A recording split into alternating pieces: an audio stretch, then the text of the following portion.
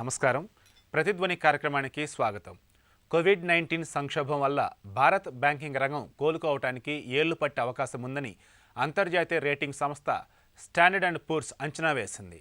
2019-20లో 8.5%గా ఉన్న స్థూల నిరర్ధక ఆస్తుల నిష్పత్తి 2020-21లో 14%కి పెరగొచ్చని తెలిపింది.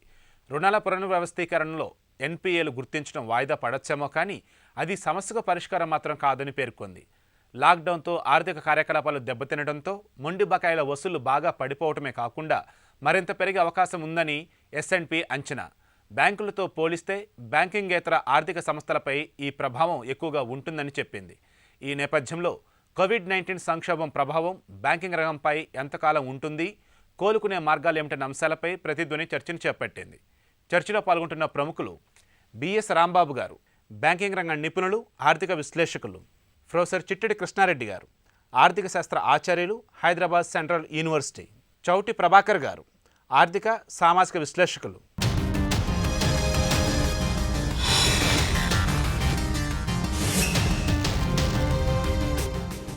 రాంబాబు గారు, ప్రస్తుత పరిస్థితుల్లో భారత బ్యాంకింగ్ రంగం కోలుకోవటానికి ఏళ్లు పట్టొచ్చని S&P అంచనా వేస్తోంది. బ్యాంకింగ్ రంగంపై కోవిడ్-19 సంక్షోభం ప్రభావం ఏ స్థాయిలో పడిందంటారు? చాలా తీవ్రంగా ఉంది అనేటటువంటిది ప్రస్తుత లెక్కలైతే తెలియజేస్తున్నాయి. దీంట్లో ఈ కోవిడ్ రాకముందు ఉన్నటువంటి బ్యాంకింగ్ పరిస్థితిని, కోవిడ్ వచ్చిన తర్వాత బ్యాంకింగ్ పరిస్థితిని కనుక బేరీజ్ వేస్తే కొన్ని గణాంకాలు ఈ తీవ్రత చాలా ఎక్కువగా ఉంది, ఎక్కువయ్యే అవకాశాలు ఇంకా ఎక్కువగా ఉన్నట్టుగానే మనం చూడబోతున్నాం. దీంట్లో అందులో 2 విడతలుగా రిజర్వ్ బ్యాంక్ ఆఫ్ ఇండియా ఏదైతే మారిటోరియం డిక్లేర్ చేసిందో, ఆ మారిటోరియం డిక్లేర్ చేసిన తర్వాత ఇప్పుడు ఈ ఫ్రెష్ స్లిప్పేజెస్ ఏదైతే ఉన్నాయో వాటిల్ని పోస్ట్పోన్ చేసుకున్నా కూడా ఇవి పరిశ్రమలు నడవనటువంటి పరిస్థితుల్లో తిరిగి మళ్ళీ పరిశ్రమలు కోలుకొని వారు తీసుకున్నటువంటి రుణాలు రీపే చేయటం అనేటటువంటిది మారిటోరియం అయిన తర్వాత సాధ్యమయ్యే పరిస్థితిలా కనిపించట్లేదు. అందుకని ప్రస్తుతానికి ఈ జనవరి నుంచి మార్చి వరకు ఉండేటటువంటి ఈ ఫ్రెష్ ఎన్పిఏస్ ఏవైతే ఉన్నాయో వాటి తాకిడి నుంచి బ్యాంకులు పక్కకు తప్పించుకున్నా 6 నెలల కాలం తర్వాత, అంటే next quarterly balance sheets declare చేసినప్పుడు రియల్ పొజిషన్ తెలుస్తుంది వాళ్ళకి. ఇప్పుడు ఈ రోజున except state bank of India major banks ఏవైతే బ్యాలెన్స్ షీట్స్ డిక్లేర్ చేస్తూ వచ్చినాయో అన్ని నష్టాల్లో చూపిస్తున్నటువంటి బ్యాంకింగ్ ఇండస్ట్రీ 2018లో 60,000 కోట్ల రూపాయల నికర నష్టాన్ని చవిచూసింది బ్యాంకింగ్ ఇండస్ట్రీ భారతదేశంలో. 2019లో 66,000 కోట్ల రూపాయల నికర నష్టాన్ని చూసింది. ఇప్పుడు ఎంత మేరకు నష్టం వస్తుందనేది మనం ఈ బ్యాలెన్స్ షీట్స్ అన్నీ డిక్లేర్ అయిన తర్వాత రేపు ఇంకో వారం లోపల అన్ని బ్యాంకులు కూడా డిక్లేర్ చేస్తాయి. సో ఇప్పుడు నష్టాల్లో ఉన్నటువంటి బ్యాంకింగ్ ఇండస్ట్రీ ప్రభుత్వం డిక్లేర్ చేసినటువంటి దాదాపు 20 లక్షల కోట్ల రూపాయల అప్పులు ఇవ్వాలనేటటువంటి కండిషన్ పెట్టారు. ప్రభుత్వాలు గ్యారంటీగా నిలబడిన ఇప్పుడు బ్యాంకులన్నీ అప్పులు ఇవ్వాలి. దాదాపు 90 లక్షల కోట్ల రూపాయల డిపాజిట్స్లో 65 లక్షల కోట్ల రూపాయల రుణాలు ఆల్రెడీ ఇచ్చున్నారు. 65 లక్షల కోట్ల రూపాయల్లో 10 లక్షల కోట్ల రూపాయలు రాని బాకీలుగా ఉన్నాయి. తిరిగి మళ్ళీ కొత్త ఫ్రెష్ ఎన్పిఎస్ అవుతున్నాయి. ఇటువంటి పరిస్థితుల్లో ఎక్కడి నుంచి బ్యాంకులు ఇవ్వగలుగుతాయి?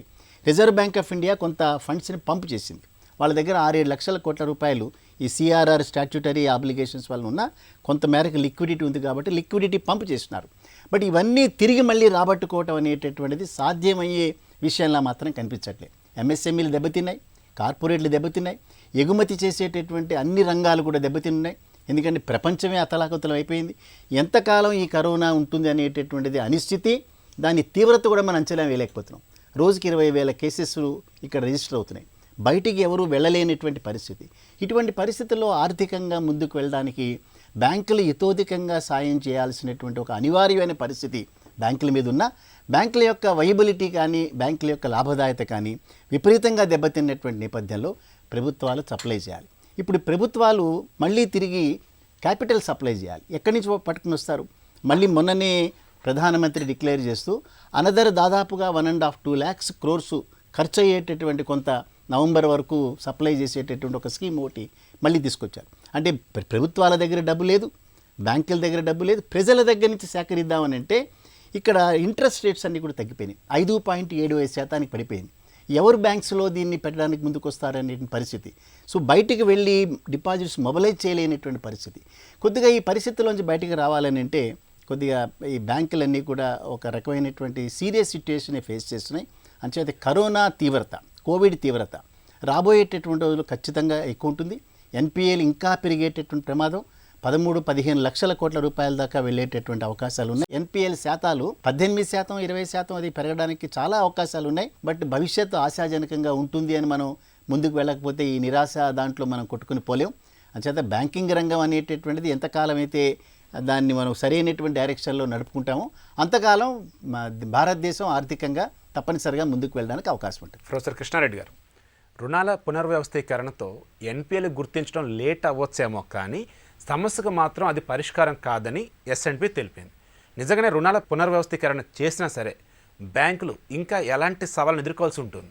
బ్యాంకింగ్ వ్యవస్థ మనం ఇప్పుడు ఈ గత 10 సంవత్సరాలుగా తీసుకున్నప్పటికీ ఈ యొక్క ఎన్పిఏలు, ఈ నిరర్ధక ఆస్తులు అవుతున్నాయో గణనీయంగా పెరుగుతూనే వచ్చాయి. ఎందుకంటే ప్రధానంగా ఇక్కడ ప్రయారిటీ సెక్టార్ల లెండింగ్ ఒకవైపు, ప్లస్ బ్యాంకింగ్ రంగంలో ఉన్నటువంటి పోటీ, అంటే సంస్థల మధ్య ఉన్న పోటీలో బ్యాంకులు కూడా పోటీ పడేసి కార్పొరేట్ సంస్థలకు కావచ్చు, లేదంటే వివిధ రకాలైనటువంటి లోన్లు ఇచ్చేటువంటి పరిస్థితి ఉంది. అంటే మనకు బేసెల్ నామ్స్ అని ఉన్నాయి. ఎప్పుడైతే అంటే బ్యాంకింగ్ వ్యవస్థని కొంత ఆర్థికంగా పరిపుష్టి చేయడానికి బేసెల్ 1, 2, 3 కూడా కొన్ని నామ్స్, అంటే అంతర్జాతీయంగా స్టాండర్డైజ్గా ఉండడానికి తీసుకున్నటువంటి సంస్కరణలు కూడా మనం చూసాం. కాకుండా ఇక్కడ పరిస్థితి ఏమైపోయిందంటే ప్రభుత్వాల ప్రెషర్స్తో కావచ్చు, రాజకీయాల ఒత్తిడి ద్వారా కావచ్చు, బ్యాంకులు కూడా రకరకాల సంస్థలకి ఇలా లోన్స్ ఇవ్వటము, ఆ లోన్స్ తిరిగి తీసుకునేటువంటి వసూలు చేయే ప్రక్రియ కూడా కొంత వీక్గా ఉండడం వల్ల ఏంటంటే బ్యాంకుల పైన ప్రభావం పడుతూ వస్తూనే ఉంది. అంటే ఇప్పుడు ఈ కోవిడ్ టైంలో కూడా చూసుకున్నట్లయితే ఆల్రెడీ ఒక చిన్న రిలాక్సేషన్స్ ఇచ్చారు. అంటే ఎన్పిఏగా డిఫైన్ చేయడానికి కొంత ఈ 3-4 నెలల కాలంలో ఉన్నటువంటి బకాయిలు పడ్డా కూడా దాన్ని ఎన్పిఏగా ట్రీట్ చేయడం వల్ల బ్యాంకులకి కొంత వాళ్ళు కట్టే ట్యాక్స్లలో కొంత లబ్ధి పొందొచ్చు. కానీ దీర్ఘకాలంలో మాత్రం బ్యాంకింగ్ వ్యవస్థను చూసుకుంటే కొంత ఆందోళనకరే విషయం మాత్రం స్పష్టంగా కనపడుతుంది. ఎందుకంటే గతంలో ఇంద్రధనుష్ అనే పేరుతో 2015లో కూడా బ్యాంకులకు రీక్యాపిటలైజేషన్ చేశాము. 2018-19లో కూడా కొన్ని రీక్యాపిటలైజేషన్ ద్వారా లక్షల కోట్ల రూపాయలని బ్యాంకింగ్ రంగంలోకి మనం కొత్తగా క్యాపిటల్ ఇన్ఫ్యూజ్ చేశాము. ఇప్పుడు కూడా మళ్ళీ ఎంఎస్ఎంఈ సెక్టార్ లాంటి వాటికి కూడా ఇవ్వడానికి చేస్తున్నాము. అంటే బ్యాంకులను కాపాడుకోవడానికి, బ్యాంకింగ్ వ్యవస్థని పరిపుష్టం చేయడానికన్న ఉద్దేశంతో కోట్ల రూపాయలు ప్రభుత్వం బ్యాంకులకు ఇస్తున్నప్పటికీ కూడా బ్యాంకుల రికవరీ రేటు తక్కువగా ఉండడం అనేటువంటిది కొంత నిరాశజనకంగా కనపడుతూ ఉంది. సో కాబట్టి బ్యాంకింగ్ వ్యవస్థలో కఠినంగానే, అంటే రాబోయే రోజుల్లో కూడా పరిస్థితులు కొంత నిరాశజనకంగా కనపడుతున్నాయి. ఎందుకంటే వాస్తవాలు కొన్ని మాట్లాడుకోవాలి కాబట్టి ఇప్పుడు ప్రభుత్వం కూడా ఏం చేస్తుందంటే ఈ చిన్న చిన్న బ్యాంకులన్నీ కనుక మనం జాతీయం చేసినట్లయితే కొన్ని ఎకానమీస్ ఆఫ్ స్కేల్ అంటాం, పెద్దగా అవుతుంది కాబట్టి కొన్ని రకాల లాభాలు వస్తాయి. కాబట్టి బ్యాంకింగ్ కన్సాలిడేషన్ చేసి సంస్థలని మనం పరిపుష్టి చేయాలనేటువంటి ఆలోచనలు కూడా బ్యాంకులు ఉన్నాయి. అదేవిధంగా ప్రభుత్వాలు కూడా వాటి యొక్క వాటాను తగ్గించుకుంటూ ప్రైవేట్ వరం వైపు చేసేటువంటి కార్యక్రమాలు కూడా పెద్ద ఎత్తున జరుగుతున్నాయి. కాబట్టి ఎటు చూసినప్పటికీ కూడా ఈ బ్యాంకింగ్ వ్యవస్థ పైన ఖచ్చితంగా ప్రభావం పడుతుంది. కోవిడ్ కన్నా ముందు కూడా మనం ఆర్థికంగా కొంత మందగమనాన్ని చూసాము. భవిష్యత్తు కూడా తీవ్రమైనటువంటి అనిశ్చితి ఉండడం వల్ల ఏ వ్యాపారం కూడా, అంటే ఇప్పుడు హోటల్ కావచ్చు, రిటైల్ సెక్టర్ కావచ్చు, విమానయాన సంస్థలు ఇలాంటివే కాకుండా అన్ని రకాల సంస్థలు, ఐటీ ఇండస్ట్రీలు తీసుకోండి, వ్యవసాయం తీసుకునండి, ప్రతిదీ కూడా ఇప్పుడు లాక్డౌన్ ఎత్తేసినప్పటికి కూడా గతంలో ఉన్నటువంటి పూర్తి స్థాయికి వెళ్ళలేదు. కాబట్టి ఈ ప్రభావం ఎంతవరకు ఉంటుందనేటువంటిది చెప్పలేం. కాబట్టి ప్రజలకు రుణాలు ఇచ్చినప్పటికీ, ఎవరైనా ధైర్యం చేసి తీసుకున్నప్పటికి కూడా వాళ్ళకి మళ్ళీ పే చేసేటువంటి అవకాశం లేదు. ఎందుకంటే అగ్రిగేట్ డిమాండ్ పడిపోయింది, ప్రజల్లో కన్జంప్షన్ తగ్గిపోయింది, వస్తు సేవలకు ఉన్నటువంటి డిమాండ్ గణనీయంగా పడిపోయింది. కాబట్టి ఆ వ్యాపార సంస్థలకి ఆ పెట్టిన పెట్టుబడి వచ్చి లాభాల రూపంలో కావచ్చు, లేదంటే అట్లీస్ట్ లాభాలు పక్కకు పెట్టండి, వాళ్ళు పెట్టిన పెట్టుబడులు వస్తేనే ప్రభుత్వానికి మనం ఎంతో కొంత ఆదాయాన్ని, అంటే వాళ్ళకు వచ్చిన ఆదాయాన్ని మళ్ళీ బ్యాంకులకి పే చేసేటువంటి అవకాశం ఉంటుంది. కానీ ఇప్పుడున్న పరిస్థితులు అది లేదు. వ్యక్తిగతంగా ఉద్యోగాలు కొన్ని పోతున్నాయి, ఉన్న ఉద్యోగాల్లో జీతాల కోతలు ఉన్నాయి. రాబోయే రోజుల్లో కూడా ఇంకా ప్రభుత్వాలు జీతాల్లో కోతలు పెట్టవచ్చు. అంటే ప్రైవేట్ రంగ సంస్థలే కాదు, ప్రభుత్వ రంగ సంస్థలు కూడా వాళ్ళకి ఇచ్చే అలవెన్స్ల రూపంలో కావచ్చు, ఇవన్నీ కూడా మనం భవిష్యత్తులో చూడవచ్చు. దానివల్ల ఏమవుతుందంటే ప్రజల్లో ఆదాయం తగ్గిపోయి అనేక రకాలైనటువంటి సంస్థల పైన ప్రభావం పడుతుంది. క్రెడిట్ అప్రైజల్ సిస్టంలో కనుక పటిష్టపరచకుండా కార్పొరేటు లేదంటే రాజకీయ ఒత్తిళ్లకు తలొగ్గి లోన్లు ఇచ్చినంత కాలం ఈ బ్యాంకింగ్ తీవ్రమైన ప్రభావం ఉంటుంది. ఆర్థిక వ్యవస్థ ఇంకా పెను ప్రమాదాలకు వెళ్ళేటువంటి అవకాశం కనబడుతుంది. ప్రభాకర్ గారు, రుణాల మంజూరుపై మొండి బకాయిల ప్రభావం ఎంత ఉంటుంది? బ్యాంకు రుణాలు నెమ్మదిస్తే ఆర్థిక వ్యవస్థ ఏ విధంగా మందగిస్తుందంటారు? పెరుగుతున్నటువంటి ఎన్పిఎస్ ఏవైతున్నాయో దీని యొక్క ఎఫెక్ట్ మనకి ఇప్పుడే కాదు, గత 7-8 ఇయర్స్ నుండి కూడా ఎన్పిఎస్ యొక్క ఎఫెక్ట్ మన సొసైటీ మీద ఉంది.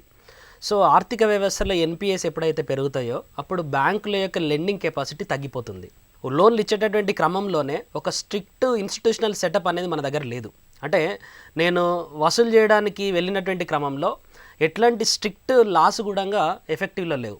రెండోది, ఎప్పుడైతే ఈ లెండింగ్ కెపాసిటీ తగ్గిపోతుందో మార్కెట్లో మనీ సప్లై మొత్తం కూడా స్క్వీజ్ అయిపోతుంది. అంటే డబ్బులు దొరకలేనటువంటి ఒక అనిశ్చిత స్థితి మార్కెట్లో వస్తుంది. అప్పుడు స్పెక్యులేటివ్ మోటివ్ పెరుగుతుంది ఆటోమేటిక్. అంటే డబ్బులు పెట్టాలి అని చెప్పేసి అనుకున్న వాళ్ళు కూడా కొంతకాలం వేచి చూసేటటువంటి ధోరణిని అవలంబిస్తారు. కాబట్టి ఆటోమేటిక్గా మార్కెట్లో ఒక లిక్విడిటీ డ్రైఅప్ అనేటటువంటి పొజిషన్ వస్తుంది. ఇప్పుడు మనకు రీసెంట్గా 1 year బ్యాక్ IL&FSలో వచ్చినటువంటి క్రైసిస్ ఎట్లయితే సొసైటీలో లిక్విడిటీ డ్రైఅప్ను పెంచిందో, ఇప్పుడు ఎన్పిఎస్ పెరిగిన కొద్దీ లెండింగ్ కెపాసిటీ తగ్గడం వల్ల లిక్విడిటీ డ్రైఅప్ అనేది కంప్లీట్గా పెరిగిపోయి డబ్బులు దొరకలేనటువంటి పరిస్థితులలో ఇన్వెస్ట్మెంట్ రేట్ విపరీతంగా పడిపోతుంది. ఇన్వెస్ట్మెంట్ రేట్ పడిపోయినప్పుడు కంపెనీస్ తాము ఉత్పత్తి చేయడానికి అవసరమైనటువంటి మూలధనం దొరకదు. కాబట్టి ఆటోమేటిక్గా ఉద్యోగాలను తీసేటటువంటి ప్రక్రియ మొదలవుతుంది. ఎప్పుడైతే ఈ అన్ఎంప్లాయ్మెంట్ రేట్ పెరుగుతూ ఉంటుందో అది మళ్ళీ ప్రజల వద్ద ఉన్నటువంటి ఆదాయాలు తగ్గించడానికి మళ్ళీ దోహదం చేస్తుంది. సో ప్రజల యొక్క ఆదాయాలు తగ్గినప్పుడు మళ్ళీ సేవింగ్స్ రేట్ ఉండదు ఇక్కడ మనకు, అండ్ మార్కెట్లో డిమాండ్ కూడా ఉండదు. సో ఒకవైపు ఏమో డిమాండ్ తగ్గిపోతుంటుంది, ఇంకొక వైపు ఏమో సేవింగ్స్ రేట్ తగ్గిపోతుంటుంది, ఇంకొక వైపు ఏమో ఇన్వెస్ట్మెంట్ రేట్ తగ్గిపోతుంటుంది. మోర్ ఎవర్ అన్ఎంప్లాయ్మెంట్ రేట్ పెరుగుతుంటుంది. ఇంకా చెప్పాలి అని అంటే మార్కెట్లో మన మార్కెట్ల పైన మన కంపెనీల పైన ఉన్నటువంటి ఈ విశ్వాసం ఏదైతే ఉంటుందో అది ఇంకా సన్నగిల్లుతుంది మార్కెట్లో. అంటే విదేశస్తుల నుండి కానీ మన దేశంలో ఉన్నటువంటి ఇన్వెస్టర్స్ కానీ ఇన్వెస్ట్మెంట్ పెట్టడానికి ముందుకు రారు. సో ఈ పర్టికులర్ ప్రక్రియలో మన జీడిపి తగ్గిపోవచ్చు, supply of goods and services తగ్గిపోతుంది. సో దిస్ గోస్ ఇంటూ ఒక అన్సర్టనిటీ పొజిషన్ వచ్చేటటువంటి ప్రమాదం అయితే ఉంటుంది. ఇప్పుడు ఈ కరోనా ప్రభావం మూలంగా వీళ్ళు ఏం చేశారనంటే బ్యాంకులు డెట్ యొక్క రీఇంజనీరింగ్ చేశారు. డెట్ యొక్క రీఇంజనీరింగ్ అంటే మీనింగ్ ఏంటి? నేను అప్పులు తీసుకున్నటువంటి అప్పులకు ఇంట్రెస్ట్ కట్టడానికి మళ్ళీ అప్పులు ఇచ్చారు బ్యాంకులు. సో ఈ రకంగా అవి అప్పులపైన అప్పులు పెరుగుతూ ఇప్పుడు ఒకానొక స్టేజ్లో ఏమైపోయింది అని అంటే, మీరు ఐబీసీ కోడ్ను తీసుకొచ్చిన తర్వాత కూడా, ఎన్సీఎల్టీని తీసుకొచ్చిన తర్వాత కూడా ఈ మొండి బకాయిలను మేము తీర్చలేమనేటటువంటి ప్రక్రియలోకి గవర్నమెంట్ పోయింది, as well as the banking sector కూడా పోయింది. సో దీని యొక్క అంకురార్పణ ఎక్కడ జరిగింది అని అంటే, రిజర్వ్ బ్యాంక్ ఆఫ్ ఇండియా యొక్క అటానమస్ని ఎప్పుడైతే వీళ్ళు దెబ్బతీసిరో అప్పటి నుండి ఈ డెట్స్ యొక్క ఎన్పిఎస్ యొక్క విస్తరణ పెరుగుతూనే ఉంది. అది కనుక మళ్ళీ పెరిగితే ఏ దేశం యొక్క ఆర్థిక వ్యవస్థ అయినా కూడా మానిటరీ పాలసీ స్ట్రాంగ్ ఉండాలి, దాంతోపాటుగా బ్యాంకింగ్ వ్యవస్థ పటిష్టంగా ఉండాలి. మీరు 2008లో జరిగినటువంటి సబ్ ప్రైమ్ క్రైసిస్ని తీసుకోండి, ఇంకా ప్రపంచంలో వచ్చినటువంటి ఏ పర్టికులర్ ఆర్థిక వ్యవస్థలో ఉన్నటువంటి క్రైసిస్ని తీసుకోండి, ఇదంతా కూడా మానిటరీ పాలసీ ఫెయిల్యూర్ వల్ల జరుగుతుంది, లేకపోతే బ్యాంకింగ్ సిస్టమ్ యొక్క ఫెయిల్యూర్ వల్ల జరుగుతుంది. ప్రస్తుత ఆర్థిక సంవత్సరం తొలి 2 నెలల్లోనే ద్రవ్యలోటు 4.66 లక్షల కోట్లుగా నమోదైంది. 2020-21 బడ్జెట్ అంచనాల్లో ఇది 58.6%. అంటే 2 నెలలకే ఇంత ద్రవ్యలోటును ఎలా చూడాలి? ఫిజికల్ డెఫిసిట్ ఏదైతుందో ఇది మనము ఒక అంటే ఒక పర్టికులర్ కంట్రీ ఫాలో అయ్యేటటువంటి ఆర్థిక క్రమశిక్షణను చూపిస్తుంది. ఇది 2 నెలలలోనే 58% వచ్చింది అని అంటే the financial discipline of the country is disturbed. రెండవది, మనకు వచ్చేటటువంటి ఇన్కమ్ తగ్గిపోయింది ఈ లాక్డౌన్ మూలంగా, పరిశ్రమలు అనిశ్చితులకు వెళ్ళడం మూలంగా. ఇంకొకటి, మన యొక్క ఖర్చు మాత్రం విపరీతంగా పెరిగిపోతుంది. ఒక స్టిమ్యులస్ ప్యాకేజ్ని అనౌన్స్ చేసిన తర్వాత ప్రజలలో స్పెండింగ్ చేయాల్సినటువంటి బాధ్యత ఇప్పుడు ప్రభుత్వం పైన పెరిగింది. లాస్ట్ ఇయర్ మన యొక్క ఫిజికల్ డెఫిసిట్ వచ్చేసి 3.8%. అంటే దాదాపుగా మన మొత్తం అవుట్ స్టాండింగ్ లయబిలిటీ వచ్చేసి మన జీడిపిలో దాదాపుగా 52% వచ్చింది. అంటే మన అప్పే 98 లక్షల కోట్ల రూపాయలు అయిపోయింది. 98 లక్షల కోట్ల రూపాయలు అంటే జీడిపిలో ఆల్మోస్ట్ 52%. దీంతో పాటుగా ఇప్పుడు ఈ ఫిజికల్ డెఫిసిట్ 2 నెలలకే 58% అంటే ప్రభుత్వం పే చేయాల్సినటువంటి బిల్లులు విపరీతంగా ఉంటాయి నెక్స్ట్ ఫర్దర్ ప్రొసీడింగ్స్లో. ఇది మరింత ఫిజికల్ డెఫిసిట్కి దారితీసి మన యొక్క ఇంట్రెస్ట్ పేమెంట్స్ని మరింత పెంచేటటువంటి ఆస్కారం ఉంటుంది. ప్రభుత్వం పైన విపరీతమైనటువంటి ఒత్తిడి పెరుగుతుంది. ఫిజికల్ డెఫిసిట్ పెరుగుతున్న కొద్దిగా ప్రభుత్వం స్పెండింగ్ చేసేటటువంటి మెకానిజంలో కూడా డైల్యూషన్ వస్తుంది. కాబట్టి ఇది సామాన్య ప్రజలకు విపరీతమైనటువంటి విఘాతం కలిగించేటటువంటి ఆస్కారం అయితే ఉంది.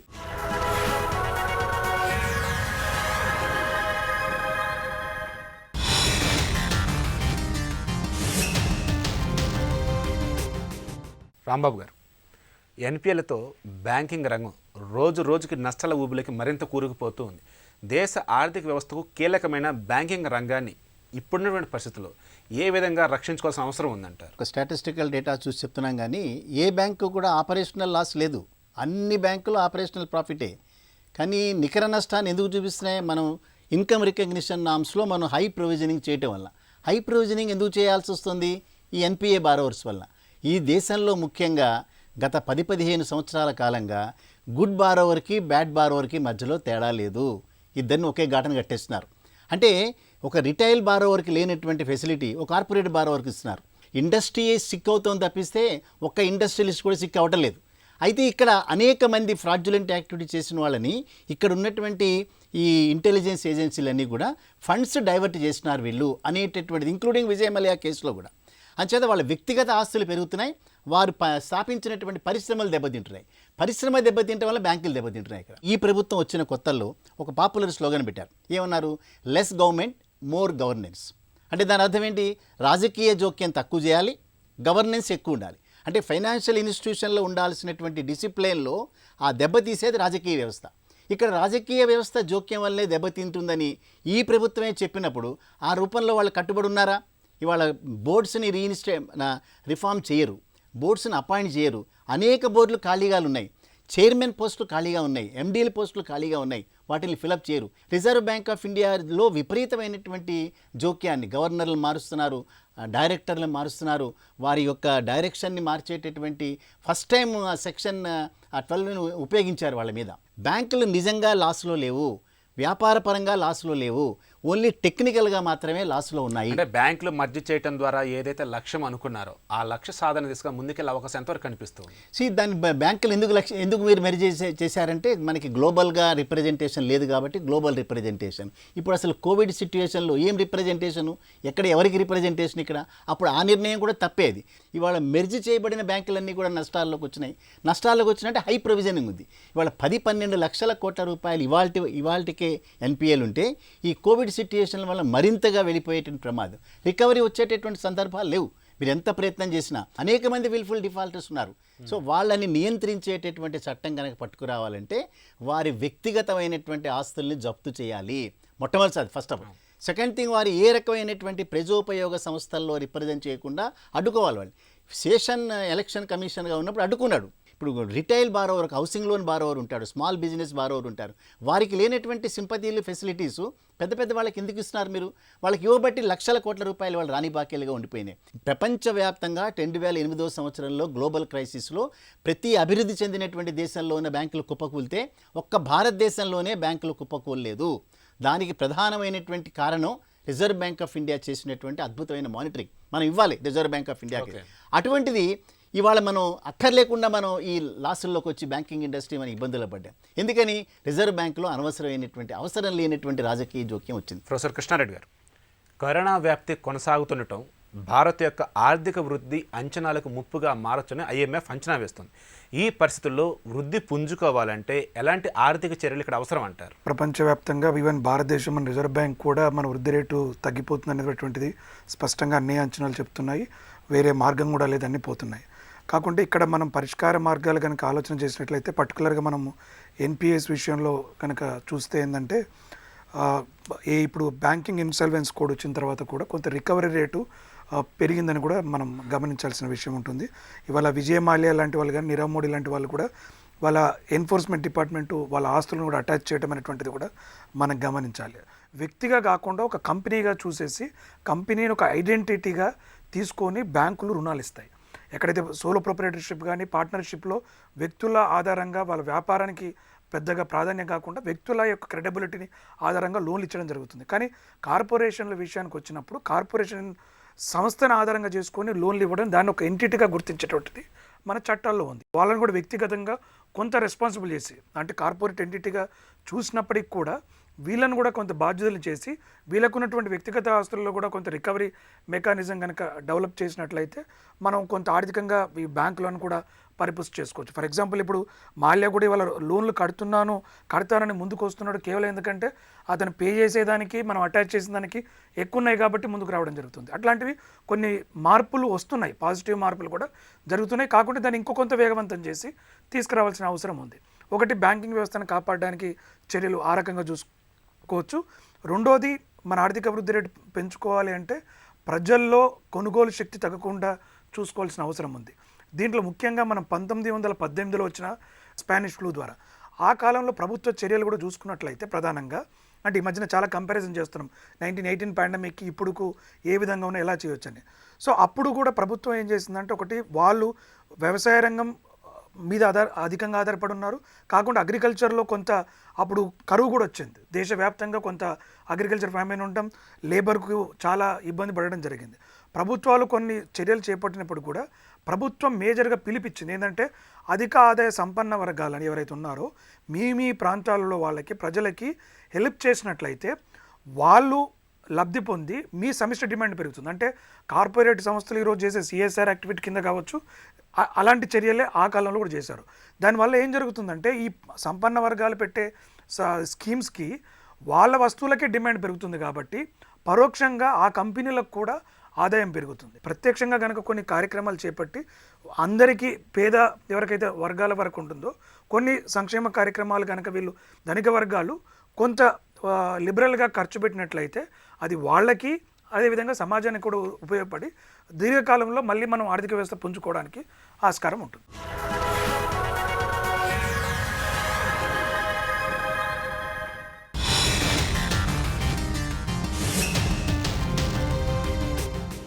ప్రభాకర్ గారు, కరోనా భయాలతో దెబ్బతిన్న వినియోగదారుల విశ్వాసం తిరిగి తీసుకురావడంతో పాటు ప్రజల కొనుగోలు శక్తి ఏ విధంగా పెంచగలిగితే మన ఆర్థిక వ్యవస్థ వేగంగా కోలుకుంటుంది, దీనికి గాను కేంద్రం ఆర్బీఐ ముందున్నటువంటి కర్తవ్యాలు ఏమిటి? ఒక సంక్షోభం వచ్చినటువంటి క్రమంలో ఇప్పటివరకు జరిగినటువంటి ప్రాక్టీసెస్ అన్నీ కూడా ప్రజలు పనిచేయడానికి వీలు కల్పించబడినటువంటి పరిస్థితులు అవి. అంటే ప్రజలు పనిచేయడం ద్వారా ఆర్థిక వ్యవస్థను మళ్ళీ పునరుద్ధరించేటటువంటి ప్రక్రియ నడిచింది. కానీ ఇప్పుడున్నటువంటి ప్రక్రియ ఏంటంటే ప్రజలు పనిచేసేటటువంటి స్థితిలో లేరు.